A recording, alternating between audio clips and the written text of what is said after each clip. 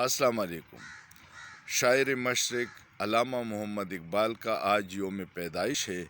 وہ 9 نومبر 1877 میں پیدا ہوئے تھے اور ان کا سب سے بڑا کارنامہ یہ ہے کہ انہوں نے نظریہ پاکستان کی تشکیل کی تھی، اور یہ انہوں نے الہ آباد کے مسلم لیگ کے اجلاس میں جو 1930 میں ہوا تھا اس میں پیش کیا تھا، جس کی وہ خود صدارت کر رہے تھے، اور یہی نظریہ پھر بعد میں قیام پاکستان کی بنیاد بنا تھا۔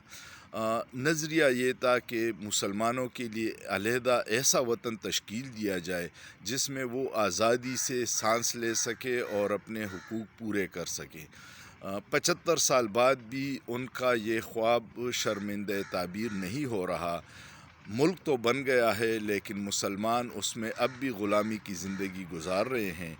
وہ آزادی جس کا انہوں نے خواب دیکھا تھا وہ اب بھی نامکمل ہے۔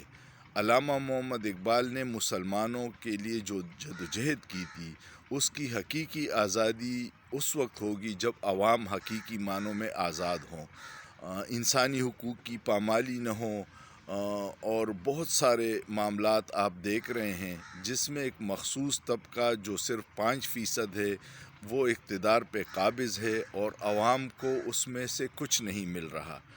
آج کے دن اگر ہم یہ عہد کر لیں کہ علامہ محمد اقبال نے جو خواب ایک آزاد ریاست کا دیکھا تھا وہ صرف ملک کی آزادی نہیں تھی، عوام کی آزادی کا خواب تھا۔ جب تک عوام آزاد نہیں ہوں گے تب تک حقیقی آزادی بے معنی ہے۔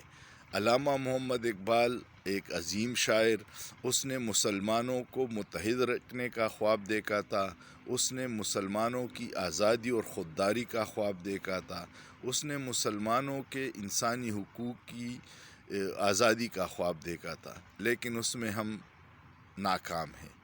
اللہ کرے کہ پاکستانیوں کو وہ سارے حقوق مل جائیں جو علامہ محمد اقبال نے دیکھے تھے۔ آمین۔ اللہ پاکستان اور پاکستانیوں کو اپنے حفظ و امان میں رکھے۔ آج کے دن علامہ محمد اقبال کے لیے خصوصی دعا کیجیے گا کہ اللہ ان کو جنت الفردوس میں اعلیٰ مقام عطا کرے۔ آمین۔ سوچئے، سوچنا جرم نہیں ہے۔